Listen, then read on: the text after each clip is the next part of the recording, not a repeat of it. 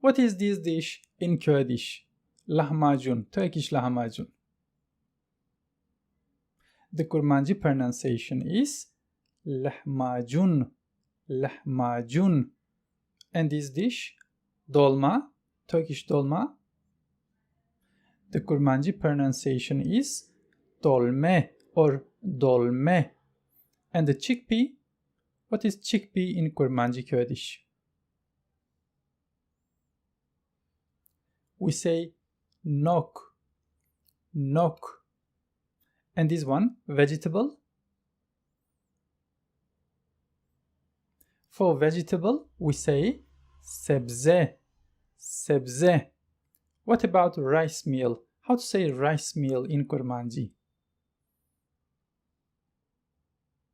It would be pilav, pilav.